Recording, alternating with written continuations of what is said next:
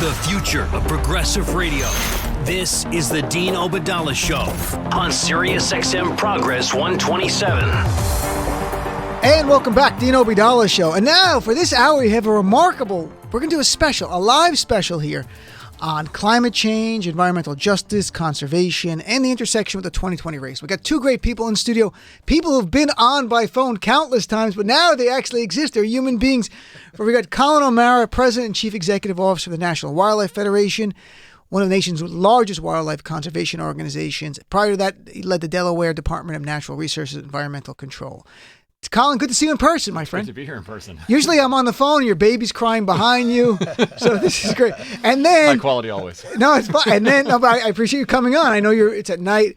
And Mustafa Santiago Ali, who's been on many times. He's VP at National Wildlife Federation. Before that, Hip Hop Caucus. Before that, 24 years at the U.S. Environmental Protection Agency. Mustafa, nice to see you, brother. Oh, it's good to see you too, brother. So the only thing, you guys get close to the mics. Yeah, they're going to, I can hear them yelling in my earphone right here. So... this hour, I want to cover a lot of stuff, and we have the time to get wonky and detailed, and I want people to learn a lot about, get beyond just like talking points, climate change, and all these threats. Now, I was just mentioning how Fox News is on this studio as well, and just earlier this week, they literally were calling Democrats, they were calling a democratic delusion that climate change is immediate and it's going to have big impacts. They're actually misleading their audience, but I want to get your reaction, to both of you. What is your reaction to... we'll get more detail, but top line to the claim that people talking about climate change, like Democrats, we're delusional, we're extremists somehow, we're just trying to scare people. You want to go? I mean, it's really clear. We are dealing with the facts. Anyone who can't see the impacts of climate change just haven't opened their eyes. And it literally is impacting everyone across our country and across the planet. You know, when we look at the impacts that happened in Puerto Rico, of course, they said 3,000 people didn't die. 3,000 people did die. Right. When we look at the impacts that have happened in Houston, when we look at the impacts that have happened throughout the Carolinas, when we look at the wildfires throughout the Midwest, or out the West. And then we look at these floods, these 100-year, 500-year, 1,000-year floods that are happening. You cannot deny that these impacts are happening. And then, we'll go deeper into some of the other things. But Collin, I'll let you chime in. Yeah, I mean, I think the biggest shift that I'm seeing is actually on the politics, though, because you're having representatives now that are basically saying, look, I can't defend these talking points anymore when my community's under, the third 100-year flood in like 3 weeks. And, I was testifying a few weeks ago, and you had folks, from Missouri and Nebraska and Iowa and Kansas and other places that, have been pretty hard on, kind of climate science in the past. All of a sudden say, oh, wait, this is affecting us now, too. And I think as this becomes more nationalized, the nonsense saying it's not an emergency just doesn't reflect the reality. And so whether it's the folks in Florida or the folks in California or the folks in the middle of the country or it's everywhere right now. And I think that's going to shift the debate. I hope it does. There should not be two sides to this. The same way there were two sides at one point contrived to tobacco. Right. And I think we've talked about that. Tobacco, and they had the big companies and the insurance the big tobacco companies were hiring these fake institutes to put out reports that tobacco smoking is fine for you. Now it's laughable, but you look back at the time in the 1960s and 50s where they were doing this. So I wanted to ask about some specific areas so you guys can share near term and long term what we can expect because of climate change. Like, what about the impact on wildlife, which is a big area you guys work? Mm-hmm. Yeah, I mean, I think you're going to see impacts in a couple different ways. Like we've destroyed a lot of habitat already, and it's one of the reasons why we do have this kind of wildlife crisis that we're facing. But when you see more extreme weather events, when you see more fires, you're just decimating habitat even further. And look, wildlife is pretty resilient, right? I mean, It's able to migrate surely somewhat, but as you're seeing warmer temperatures in some regions, you're seeing their kind of migration ranges change. You're seeing folks that are mismatched in some cases for the type of habitat they need versus the kind of temperature zone they want to be in. And so you're just going to continue to see this, kind of drop off. And one of the best examples, unfortunately, is actually up in New Hampshire, where the moose, one of the most iconic species, in the country, they're dying in kind of record numbers because you have these winter ticks that aren't dying off because the winter's not getting cold enough. So they're literally sucking the blood out of these moose, and they're doing everything they can to kind of restore the habitat and try to pull off individual ticks. But we saw a baby calf just a few weeks ago that was dead. It had a couple thousand ticks, basically fully satiated to be able to basically just raid the entire blood of this great species. And so, again, I mean, it's not the thing that makes the headline right now with the nonsense from what's coming out of the president's Twitter feed and everything else. It doesn't make it. But whether it's monarchs that don't have enough habitat and not making migration, or big species like moose, all kinds of species are being affected by climate in ways that I think are even worse than even the best models projected even a few years ago. Yeah, we just had the report that came out. 1 million species, could disappear over the next couple of decades. If that doesn't get people's attention and understand this whole circle of life type of thing, where everything is connected, we could easily have a collapse of the whole system. And that's just one of the reasons that we should be paying attention. And what about another species? What about human beings? That you have climate change, extreme weather conditions. You have it. Like I had some expert on talking about immigration and migration, and he was talking about El Salvador and Guatemala or Honduras. Two of the three having water scarcity and the impact on that. So what do we have to look forward to? Not a good way, but to be prepared for it in terms of people in Central America and their living conditions and how they might come to our border looking for safe haven. Yeah, I mean, we usually don't connect the dots these ways, but I mean, I do think, if you look at some of the biggest conflicts around the globe right now, there's a climate influence, at least, whether it's, issues in the Sudan around arable land and, kind of drought, if it's issues in Guatemala or Honduras or Nicaragua, looking at the kind of degradation of the soils, the hotter conditions, the less water. Places that have healthier natural resources don't have the migration crises that we're seeing in other places. So look, we're not hearing about a ton of folks coming from Costa Rica and Brazil and Belize because you have pretty healthy natural resources in those countries, and so I'm really convinced that if you kind of invest in the natural systems, we can actually address whether it's healthcare or immigration or international security. But look, I mean, at a time when 70-80% of folks around the globe live within 50 to 100 miles of a coast or of a water body, as you're seeing more hurricanes, as you're seeing more inland flooding, you're going to see massive migration, unlike anything we've ever seen before. I mean, forget the nonsense around the trumped up, caravan, no pun intended. Right. But I mean, you're going to see a massive displacement around the globe, and we have to be thinking about that as we're thinking, this isn't an environmental issue, this is a people issue. Mm-hmm. And what about also not just heat, but the idea of food scarcity caused by climate change? Again, is that something we can expect to see driving? And what my bigger point is here, you have Trump and people on the right who don't want people coming from other countries, yet they want to address climate change, which is going to make food scarcity and food insecurity to the point where if they don't flee, them and their children are going to die, and they have to go somewhere. And they're going to come to this country because we are supposed to be something special. Under Trump, we are not, but sadly. So what about food scarcity and impacts on crops? Well, I mean, some of that is identified, whether you look at the IPCC report, the National Climate Assessment Report, they talk about the impacts that Collin just talked about to our soil, but, also folks who are out working in the fields. When you have these extreme heat temperatures, people are not going to be able to do that. You're going to have crops. Some of the reports that have come out have talked about 30, 40, 50% of crops no longer being able to grow in certain places and the losses that are in that space. So all of that also ties into our economy. And the loss of revenue inside of the economy, the loss of jobs inside of the economy, which then creates this greater destabilization that goes on. And then what you'll probably find is these tribalism types of things where people will begin to hoard, will begin to protect. All these different types of things can play out if we're not making the investments now and we're not having the right types of strategic actions in place to alleviate or at least mitigate some of these types of things. So what are the investments that we should be doing? I mean, there's a lot more I can go through about the impact on national security and disease and stuff, but I think people get the sense that it truly is a horrific impact on various ways of our lives. So what should the United States of America right now be doing to address this? But we're actually doing something. So go ahead, Collin. Yeah, we have to reduce emissions, right? We dramatically have to reduce emissions, and a lot of that does have to come from the fossil fuel sector. I mean, there's no way to get the reductions. I mean, I'm a huge believer that we can do a lot of things like energy efficiency and clean energy that are cost effective, and can put a ton of people to work and hopefully make some things here and install things here. There's some natural solutions that make a lot of sense. So replanting forests and restoring wetlands that can hold a ton of carbon. There's ways to have agricultural practices that are much more effective at sequestering carbon and like restoring grasslands and things like that. So there's a whole suite of things, most of which is not particularly partisan. Right. And I think there's a choice. Like you can regulate your way to get to a lot of these solutions. You can tax your way to get to some of these solutions, or you can invest to get some of these solutions. The solutions are going to be a little bit of all that. But right now we're in an environment where, folks had no problem voting for a $2 trillion tax cut, but they don't want to invest in a $1 trillion infrastructure package. Where frankly, what we think we want to see is a big investment, particularly in those places that are going to get hardest hit. There's a new reports out of the impacts of the mine closures in Wyoming in the last couple of days. West Virginia's got the second highest unemployment in the country. Alaska's unemployment is incredibly high. I mean, these places that are fossil fuel heavy are the ones that are struggling the most in this supposed great economy. Mm-hmm. And I think that unless we figure out ways to invest in those communities and lift up and revitalize the standard of living and create opportunities, you're going to continue to see this kind of partisan sectoral warfare. But there's a lot of things we could do that don't kind of fit a Republican or a Democratic kind of typical talking point frame.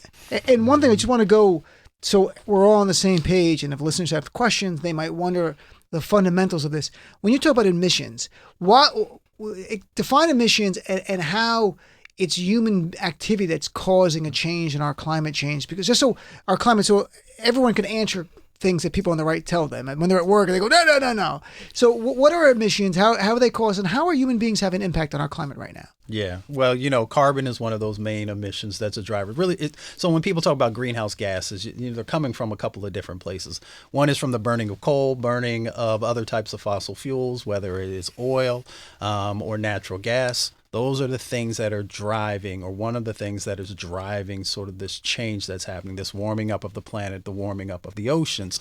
And they admit, so when you're having a car that's running and it's burning fossil fuel, yep, and jet engines, it emits, what is it? How does it impact? Like, just tell us, like, step by step, how does that have an impact? Not like a step like a scientific thing, just in human terms. Like you have your car and human beings are doing things, and how does it have an impact in the environment? Because people talk about carbon, and a lot of times people don't know what that means. Okay. Yeah, let's put it where the goats can get it, as my grandfather would say. Okay, sure. Yeah, so it's real simple, actually. What's coming out of those stacks, what you're seeing burning coming out of there is one set of emissions. What comes out of tailpipes is another emission. What's coming out of the ships, the fuel that they're using to burn to move product is another set of emissions.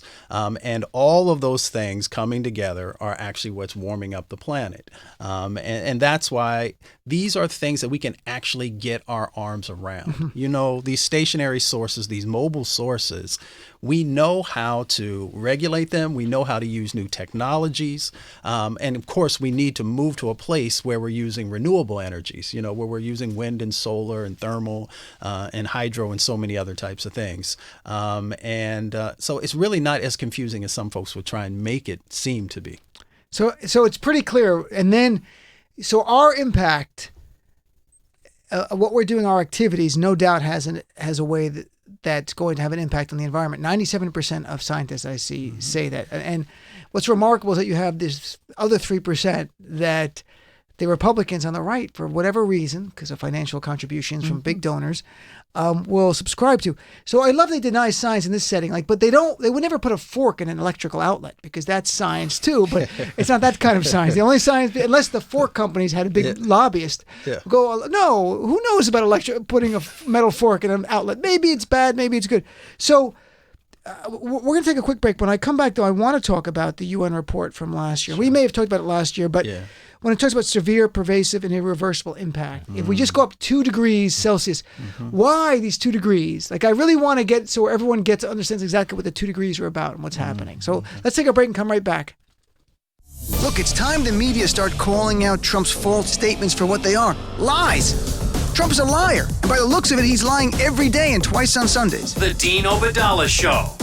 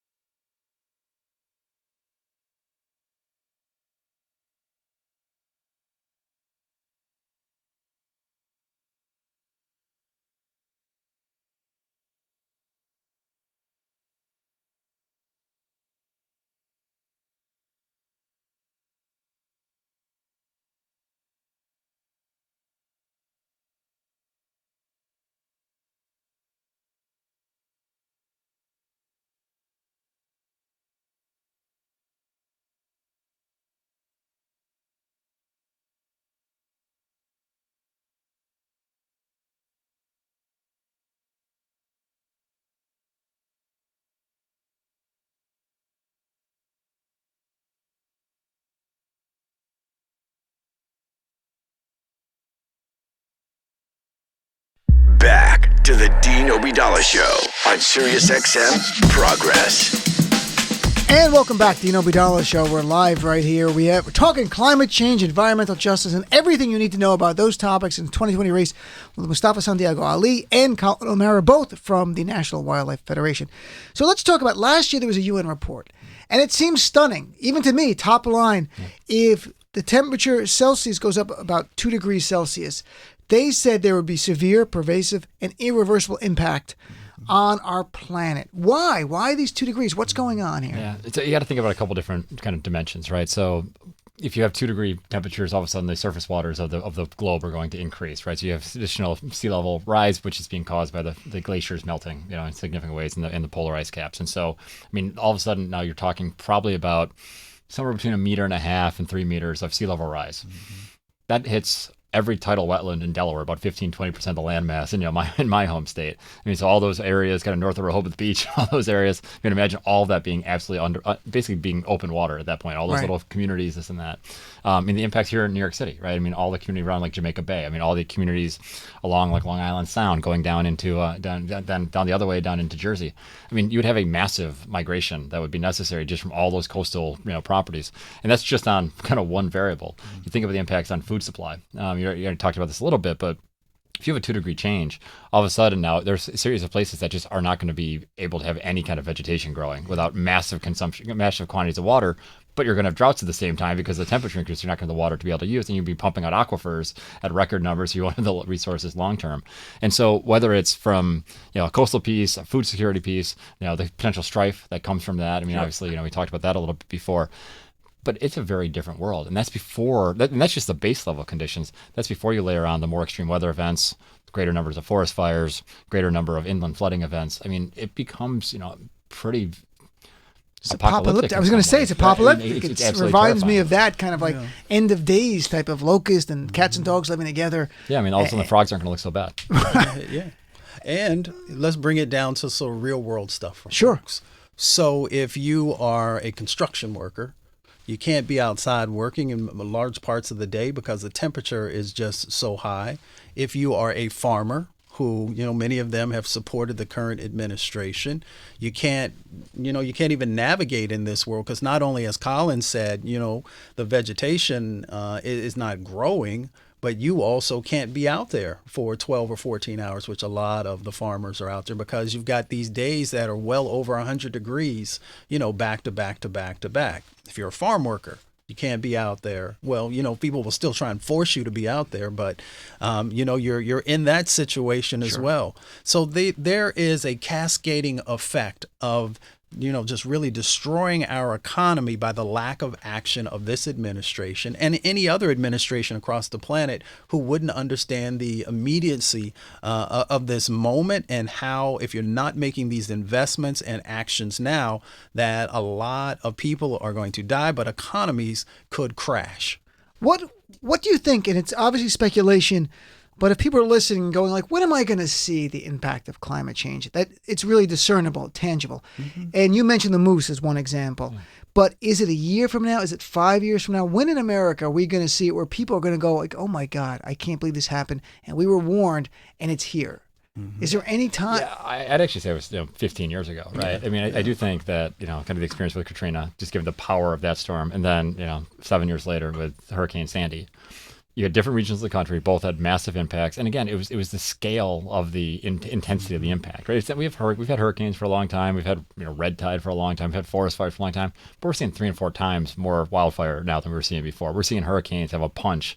And even like unnamed storms are coming through. I mean, like today started off with New Orleans underwater. Right. So I think it's just the frequency and the intensity. I think we all have to do a better job connecting the dots and saying, look, I can't point to any single event saying that event was entirely caused by climate change, but I can look at all those events saying, hey, they're a hell of a lot more powerful than they ever were before. And we got to protect ourselves and protect our communities, do everything we can to limit the damage going forward. Yeah. Is it at all reversible what we're seeing, this trend of horrific storms? And we can slow some of it down, and we can lessen some of the impacts. But are we going to stop it? No. But we can make it so that folks can still live on this planet, so that economies can still thrive, so that people can literally live And that's where we are now, sort of in this analysis that we need to get it together, Right. and get focused. If you guys were doctors, and you almost are, that's a bad prognosis, isn't it? Like it'll never go backwards to what it was like when we were kids, or other people who are listening,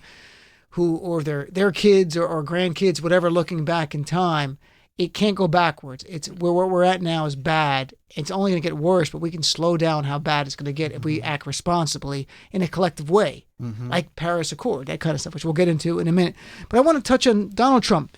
On Monday, he gave a speech. Before that, though, Trump loves to tweet things like when it's cold in one place, where's the global warming, and that kind of stuff, which annoys me. Not that it's just stupid and snarky. He's misleading good Americans who might want to engage on this issue and go like, hey, this is something we should take seriously. Instead, he makes it seem, called it a hoax from China, and literally as president continue with this garbage. How do we counter that? Is there a way, if you have any experience where you've reached really conservative people, is there any hope in that? Absolutely. I mean, given the kind of the bipartisan nature of the National Wildlife Federation, we have millions of very conservative members. I say, look, it's like my grandma. My grandma used to say, don't watch the mouth, watch the hands.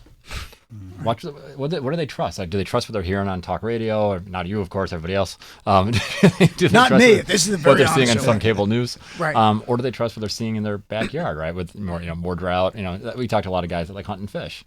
If the trout streams are warming, so you're not having good spawning, and all of a sudden, if they're maybe they're guides and they can't make a living anymore, or if they're seeing less impacts more impacts on the ground and seeing less activity, all of a sudden that doesn't fit into the narrative that they've been fed for 20 years.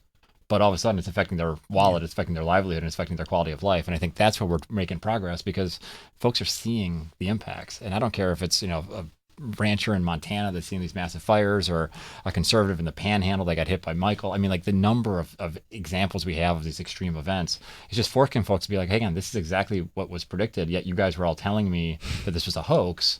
And so, and this is where I think the disservice from this week comes in, right? Because at a time when we should be, kind of Marshall Plan scaling up, kind of mobilizing the world, we have one person that's actually trying to work with Saudi Arabia and Russia to, weaken all these agreements instead of leading the charge like we would have in every previous rational regime, Republican and Democrat.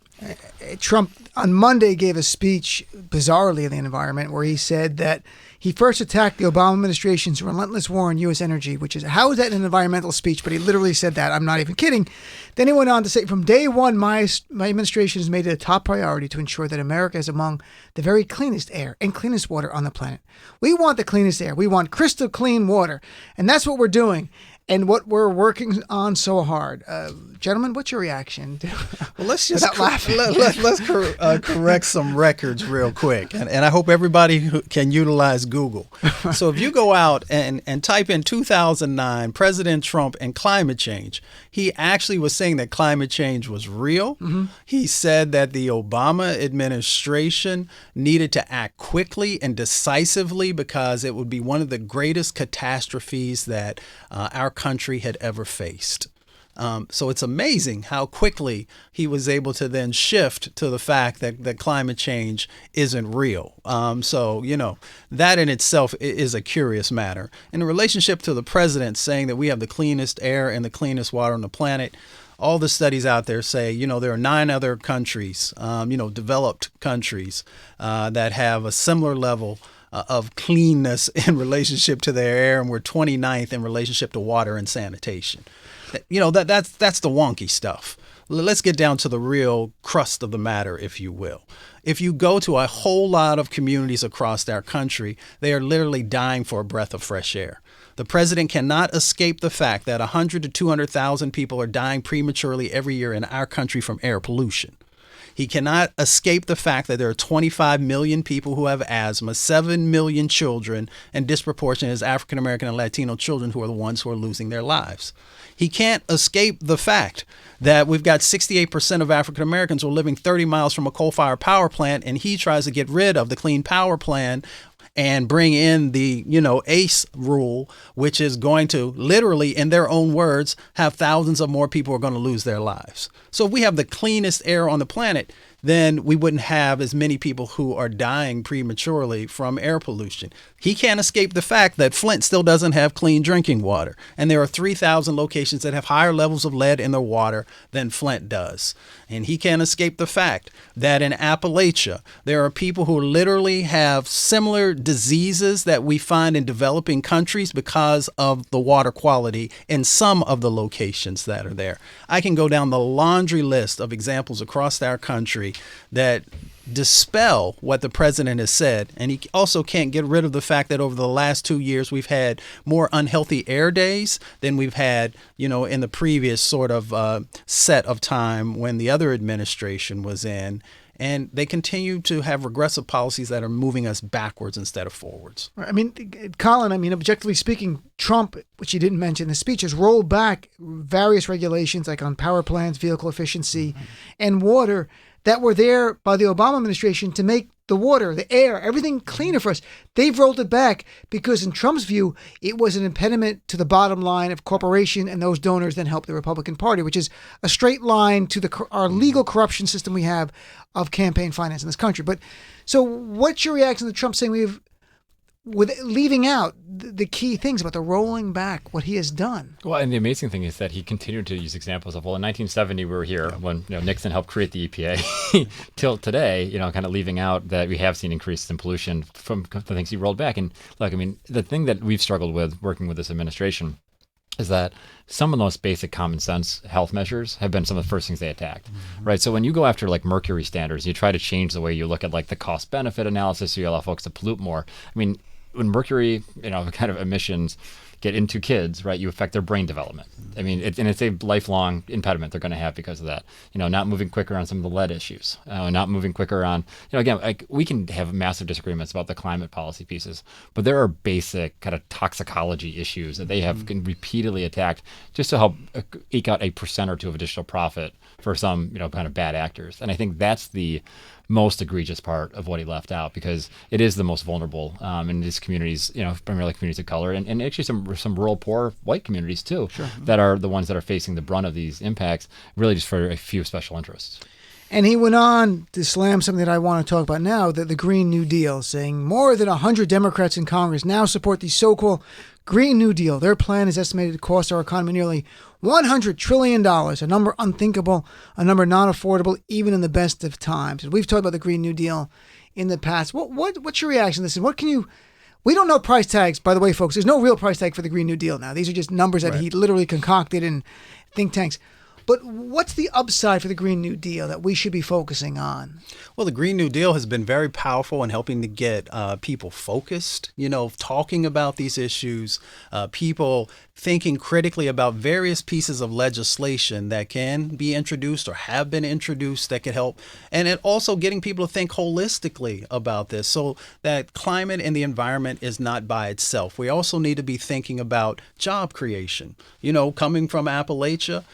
Folks there know that the coal industry has been shrinking for decades. Sure. But the president hasn't talked about any new initiatives to bring new jobs into the area. What he continues to do is to try to revive a industry that at one time, was thriving, but now it's no longer. So when people say, well, the Green New Deal isn't a good idea, then I always look at them and say, well, what is your idea? And when you hear silence, then you're like, okay. And then the other part of it is, whether we're talking about environmental or climate issues, we need to have a conversation about healthcare, because people are being impacted. And if they're uninsured or underinsured, where do they go? What do they do? So all these various pieces are necessary to have conversations and critical thinking on. And the Green New Deal, I happened to be in D.C. at the day they had the rollout. I was there interviewing members on the Hill, and I went to the press conference. It was clearly meant to be a starting point, to have a conversation. It was extremely ambitious. It affects so many things, but it's not been voted on. It's not even gone through the CBO to get numbers. No one knows what it really costs. It's for what you were saying, to get people to focus and talk about how a green economy can create jobs. That was part and parcel of what they were trying to do here. And I really think to make people feel empowered to do something. And Collin, I wanted to ask you, you talk about massive fires and hurricanes, and people go, this is horrible, but I'm a human being. What can I do? I can't stop that. What do you say to those people? Yeah, look, I think the biggest thing is get involved, right? Of course, I want folks to do the things in their backyard and reduce emissions at home, and maybe get a more efficient vehicle next time they're going, or maybe an electric. Having more energy efficiency, maybe some clean energy, plant some trees. I mean, all that stuff's fantastic, but it's not enough, right? I mean, those individual actions, like they're not going to meet the scale of the problem. Like we need to get involved, we need to get active, and I mean, frankly, we need to learn from previous generations and previous movements. I mean, I think there's been a bit of a I keep using the word sclerotic all day. That there's this kind of there hasn't been the level of activism in the environmental community that we need. And I think, frankly, over the last 8 years of the Obama administration, I think we got a little lazy, right? They weren't particularly active in their first 4 years. I mean, I think that's not they didn't do nearly enough. But the last 4 years, we kind of took some things for granted. That things were moving, and I think there were assumptions about the election, so folks didn't really mobilize in the same way. And look, I just want the energy behind it. And I want the energy moved into channels that we can actually, make big change. So whether that's, folks working on their local city council or their state legislature or, their school board or at the federal level. But we got to, there's a reason why the big change in this country has come when we've seen mass mobilization across sectors, across people, across races, across gender, across all that. That's what we need again. And I think the Green New Deal so far has been the best way to catalyze it. There's some work we need to do there because there's some folks that don't see themselves in it. And I think some work with labor in particular. But, my thing is, like, we got to talk about the scale of ambition. And I think that's where, I think folks are excited for the first time and not just playing defense. Yeah, and we should just raise, because, when the president was talking about numbers, and we know he just throws numbers literally around. makes stuff up. Climate change is already costing us hundreds of billions of dollars. We had this suite of hurricanes that came through. That's hundreds of billions of dollars. And you throw the wildfires in and these other things. And then we should also raise the fact that the fossil fuel industry also receives billions and billions of dollars in subsidies for them to be able to compete. So the money is out there. It's a matter of us redirecting it in a way that's positive and that will actually help our country to grow and help the planet to actually survive. Well, and just one more point. I mean, I know we're going to talk about the presidential campaigns, but a lot of those plans are saying, a couple $1 trillion or, maybe a little bit more. We spent more than $10 trillion in the last decade between Iraq, Afghanistan, the Bush tax cuts, and the Trump tax cuts. Imagine if we invested a fraction of that in revitalizing communities, rebuilding our infrastructure, moving to cleaner sources of energy. I mean, we would be in a fundamentally different place as a country. We would have put a ton of folks to work. We would have created opportunities all across the country. So my thing is, like, it's not that we can't afford it. We've had wrong priorities, right, for a long time. And I think that's the fight we need to have. And that's where Democrats shouldn't be afraid to talk about the price tag on some of these things. Again, it's not going to cost $100 trillion. It's going to cost a fraction of that. But we should be rebuilding the country. We can leverage a ton of private capital. We can do a ton of things that are going to pay for themselves over time. But we're going to need public investment, like we've seen at other points in our history, if we want to rebuild the middle class and actually address the climate crisis. So let's take a quick break. We're going to come back and talk about the 2020 race and what candidates are saying. And what more do you want them to be saying about this issue and environmental justice, an issue that you and I have talked about in the past, and what that means in this context. So let's be right back with our special on climate change, environmental justice, and the 2020 race right after this. The Dean Obeidallah Show. Whoever's the next president, we should call him the 45th president of the United States. And this will go down as a dark time in America that we'll never refer to again. SiriusXM Progress.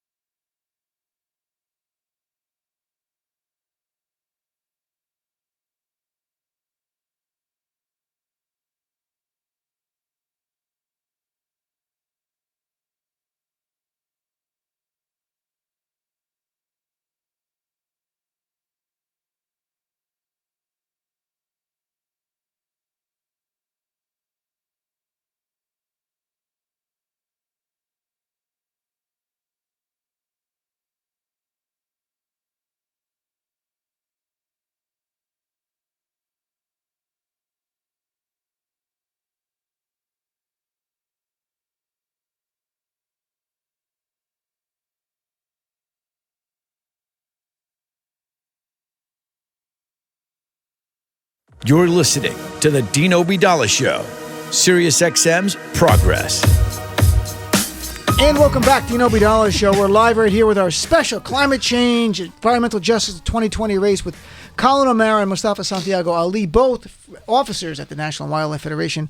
Collin, the president, and Mustafa, the vice president. So if something happens to Collin, you move up. Let's hope nothing happens to Collin. Do you have a Secret Service? How does it work? There's a heartbeat away from president right here. We got the top echelon.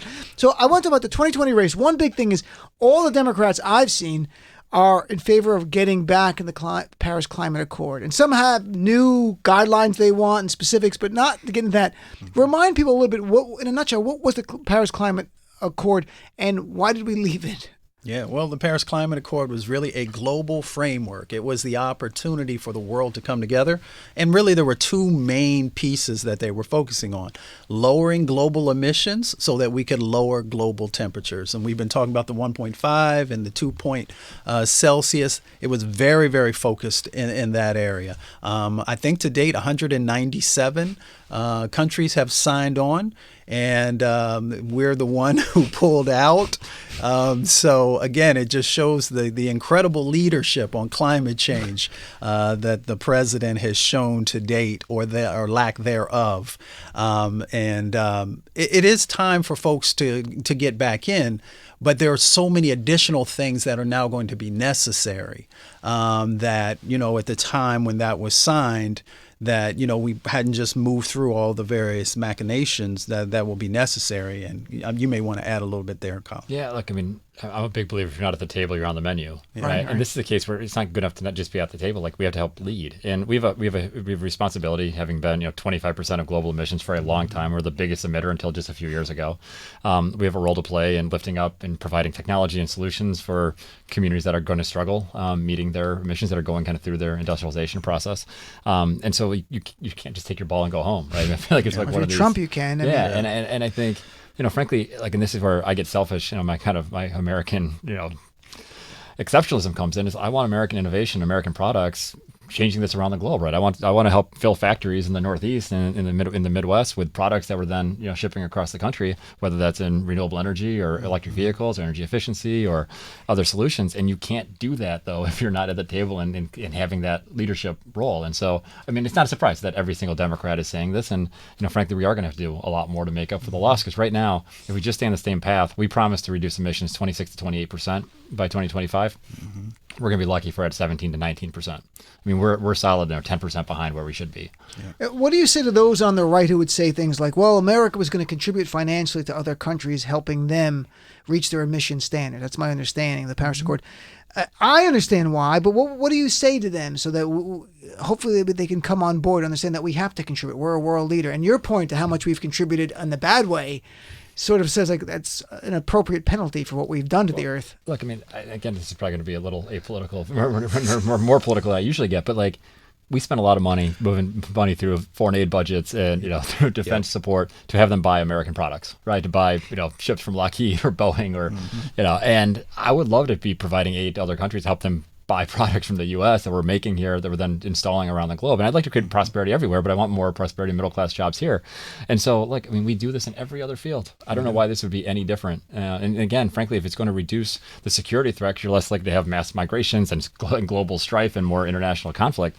God, it's in our interest to make that investment be the best money we ever spent. And that's a great point. We do have a very robust foreign aid budget. We give it to other countries for our own geopolitical reasons, whatever it might be, and this is one of the best of reasons. So let's talk about the 2020 race of the Democrats and your nonpartisan group. But are there people saying the right things? Like, are there any ones that's standing out to you that it's not partisan, you're not endorsing them, but saying the right things on climate change, that you say that listen to that person or these people more?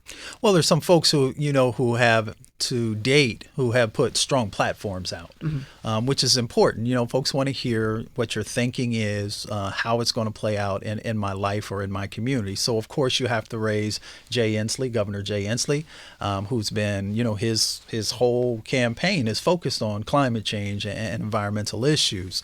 You have Senator Booker, who has written environmental justice legislation, who also has put various pieces out around climate and does a strong, is very, very strong in that space.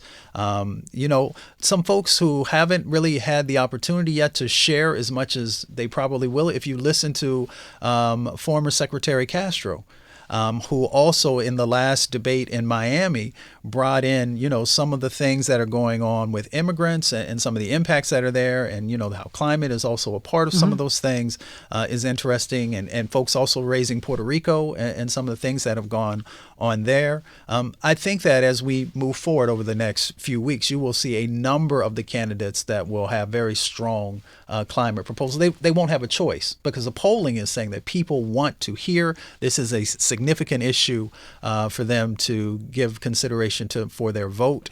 So folks are going to have to do it. Yeah, and I would just add that, I think the detail that we're seeing this early in the race is actually pretty unprecedented, right? You didn't see kind of big, bold climate plans this early during the 2016 or 2012 or 2008 race. And folks should read Joe Biden's plan, right? There's a lot of detail in it, a lot of ambition. I want to see him go further, but when folks were concerned it wasn't going to be very strong, it turned out to be pretty strong. Senator Warren's policies around kind of the green industrial policy we're going to need to actually make things in this country is absolutely brilliant. Folks should read it, really well thought out.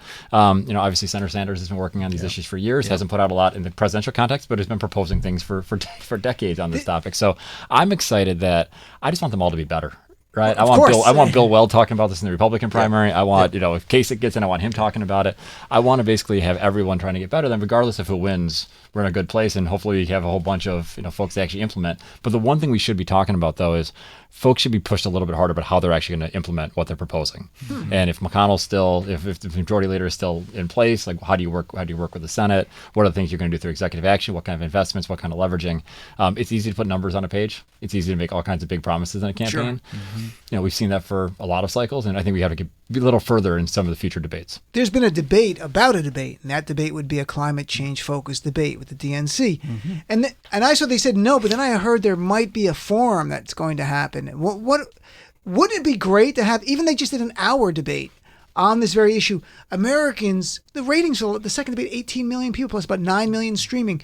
You'd have 25, 30 million Americans focused on climate change and why it's a threat to all of us, to our nation, other nations, and the remedies and solutions for it. Isn't this fundamentally what we need? Well, and the thing that I always, and Mustafa and I talk about this all the time, it's not just a climate debate, right? All of a sudden you get back into community revitalization. You get about the future of different industries. You talk about how different regions could benefit if they take action or have impacts if they don't.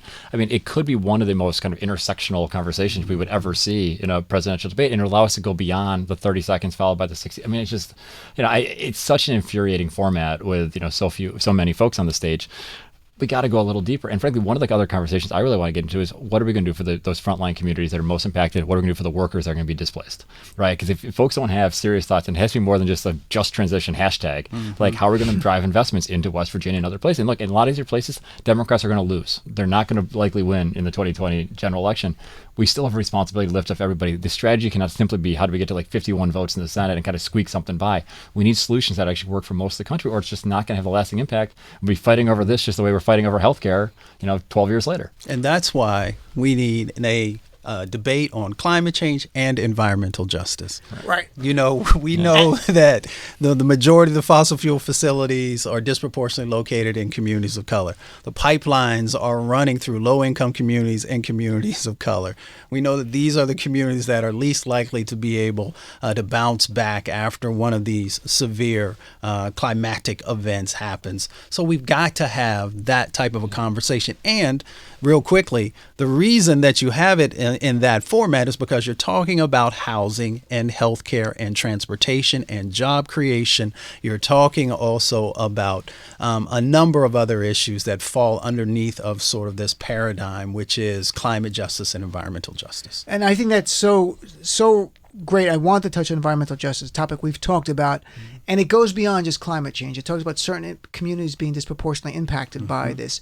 And What are a few examples? We got a couple minutes before the break. A couple examples of environmental justice that you want candidates in 2020 to talk about. Well, I want folks to talk about the impacted areas. Freedmen communities that were founded by freed slaves, like in Princeville, North Carolina, or Africatown, right outside of Mobile. I want them to talk about these communities, how they've been disinvested in, and the impacts that are happening. But that's the environmental injustice side.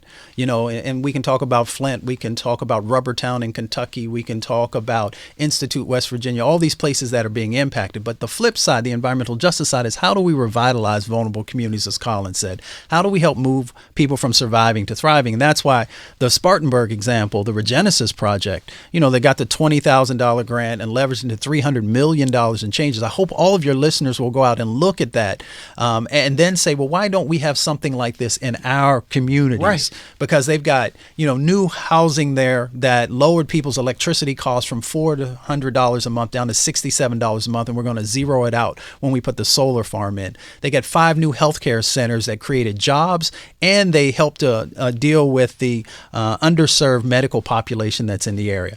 They got new healthcare, a new green community center where seniors come and young people come, and it helps to protect culture. They've created worker training programs so that as this rebuilding was happening in their community, it was the local community folks who played a huge role in the rebuilding, creating their own businesses and starting jobs, new transportation routes. I mean, we can go down the list. It's remarkable. Yes. Yeah. Spartanburg?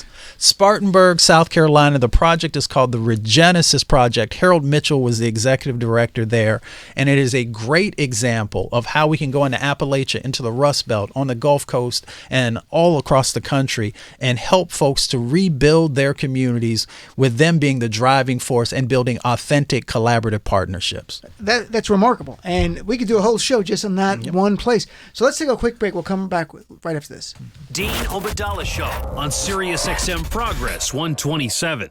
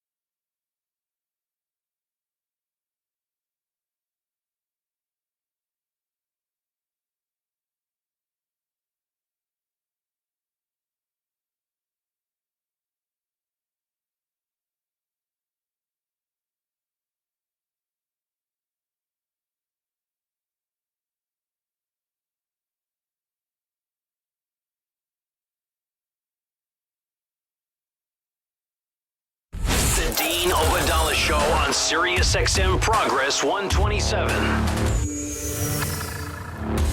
And welcome back. We're here with our Climate Change, Environmental Justice 2020 special, Mustafa, Santiago Ali, and Collin O'Mara. So we have 90 seconds, gentlemen. What do you say to people? I meant it earlier, but it's such a big point to me. The idea that make them to believe that even though this is huge, it's a force multiplier, it affects every part of our lives, that they can have an impact as a person. Yeah, I mean, look, the biggest thing is for everyone listening right now, just get involved, right? Like, there's things you can do in your own life. There's things you can absolutely, encourage like your friends, your neighbor, your family to do. We absolutely have to do all that. But we need to be involved. We need to hold like elected officials accountable, make sure candidates are talking about this. Like we need to make sure there's a level of activism that we frankly haven't seen in this country probably since the 60s. And, the only way that we're going to make the kind of difference is, we're going to have to win on the beaches and storm the air and storm the ground. I mean, I think we have to make sure that we're mobilizing across the country. And the best part is that the country we build as a result of this is something that we can be incredibly proud of for future generations. So check out all of our stuff at the National Wildlife Federation. It's nwf.org. You can come to our, just follow Ali at EJ in Action on Twitter. EJ in Action, that's right. He retweeted this. Collin O'Mara. He's always tweeting some great stuff. And what are you on Twitter? I'm Collin _ O'Mara. But just get involved we in the got fight. like 15 seconds. We'd love to All work right, gentlemen, thank you both so much. I got smarter. I know listeners got smarter. I really appreciate it. Thanks for tuning in. Be back tomorrow.